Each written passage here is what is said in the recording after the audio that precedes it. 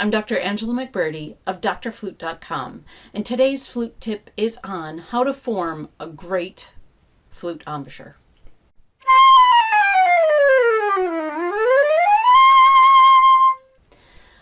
How to form the right flute embouchure is a question that is very, very popular on the web. People are wanting to know. Why? Because, well, it's all about the tone. And while we can work on fingers and we can make them move as fast as you want them to do, flute tone, having the tone that you're looking for, which is the reason why you played flute to begin with, sometimes is just elusive. And, you know that you're not getting it and you don't know how to fix it. And a teacher isn't always available to help you with that. Now, I have videos on opening up your embouchure and having a relaxed embouchure, and you can watch those, but let's get a little bit more basic today. Okay.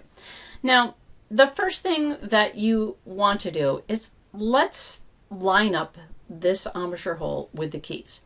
People have different ideas about this lineup here, and there are definitely professionals out there that have different angles here.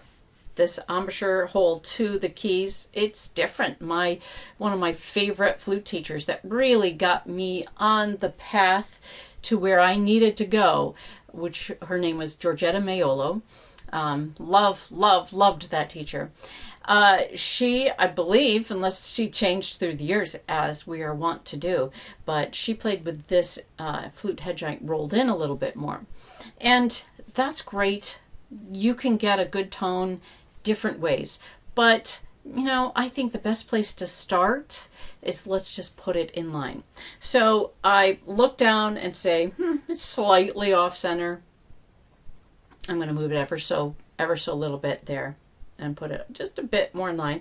If you have offset G, I do not have offset G. Sometimes that lineup can be a little tricky, but you're not looking for the offset G lineup. You're looking for these 1, 2, 3s, and then the keys down on this end here. You're looking to line up that hole. So it's just a straight line here. Okay. Now, when it comes time to decide how much to cover, obviously, it's going to be based on the size of your lips, and we all have different size lips.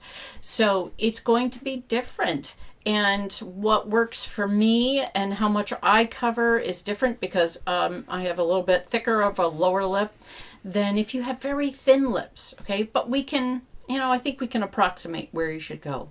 When I start beginners, I start them putting the center of that embouchure hole right in the middle of the lips. I have them close the lips and then they place that hole right in the middle like that. All right. Now, once there, we're going to roll it down. Okay. That's a good place to start. Now, from there, I'm going to adjust it. So when I do that, I can tell because I know how I like to have my embouchure hole.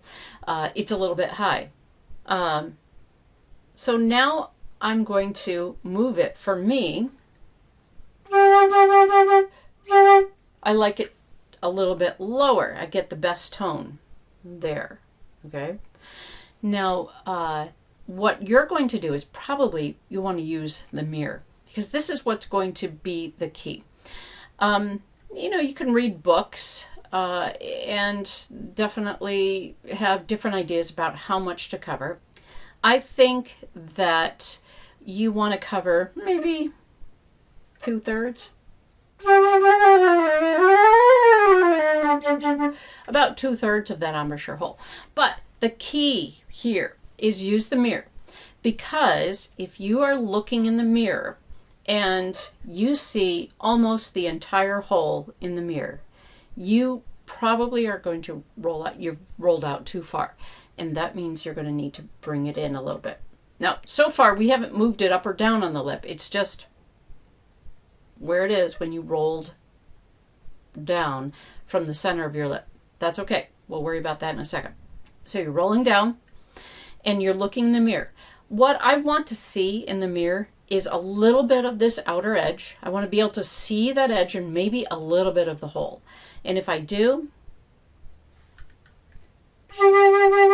Can you see a little bit of that hole there? I hope so. That's when I look in the mirror and I see that, I know that that's the right spot. So when I have students and I have them use a mirror right when they're in lessons with me, so they can go home and look in the mirror as well and see what I'm seeing. I want to see a little bit of that outer edge. We call that the strike edge because that's where your air strikes first, and just a tiny bit of the curvature. If you see too much or you don't see any, you're probably rolled in too much. Okay, so let's start with that. Now let's determine, so we've got the right amount of coverage, that's how much this is covering, and again we all have different lips here, so it's going to be slightly different with the thickness. Okay, but also now we're going to move it up or down. If you have really thin lips, your spot is going to be a little bit different than someone with really thick or lower lips here. Okay, I move it down and I feel like it's right on the edge of that lip. All right, which is too high.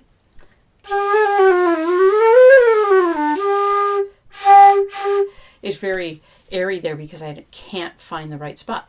But you can experiment.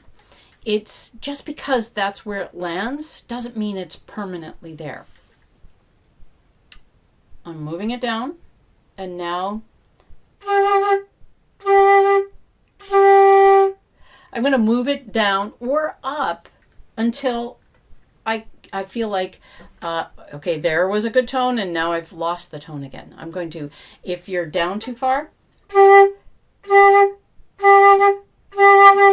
experiment with moving it up. That embouchure hole here is not set in stone. I've definitely have students where I move it up onto the red part of their lip just because of the way their lips are formed. I move it up, and that is a good spot for them.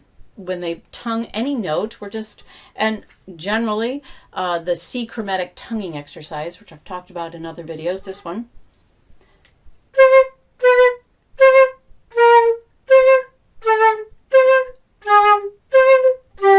where you stay on C and you're going down chromatically, that is a good exercise to figure out where the best part on your lip that embouchure should be.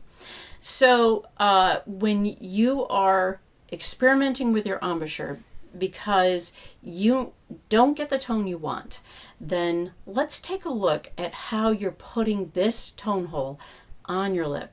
Is it too high? Is it too low? Are you rolled out too far? Or are you rolled in too far? All those are factors in getting you the tone that you're looking for. So experiment with that. When you're forming that flute embouchure, whether you have a beginner flute, you have an intermediate flute, or even if you've moved up to the professional level flute, we can all work on our embouchure and our tone. I have changed where my lip is on this tone hole even probably in the last 2 years. And I get a different tone because I was looking for something different and I wasn't getting it. And so I experimented with my embouchure and now I like what I'm getting here. So it's all about where you put it on your lip, how much you're rolled out or rolled in, okay? Just those two things can make a world of difference, and you need to feel free to move it around. Don't leave it in one spot.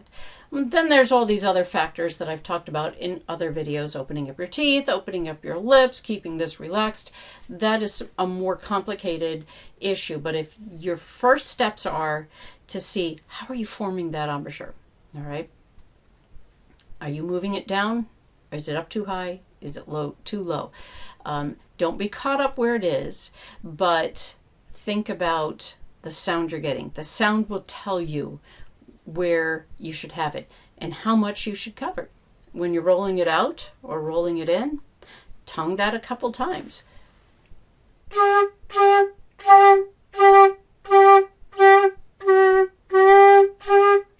can get all sorts of different sounds, and one sounded really good.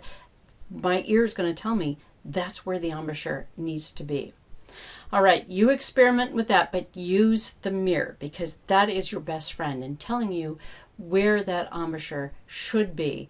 And then when you've got that figured out and you feel like you're getting that right tone, then go on to my other videos about teeth spacing and relaxed embouchure and add that, and you'll be well on your way to getting the tone you're looking for. That's today's flute tip. If you like today's flute tip, press the like button, subscribe, comment below, and share it with your friends.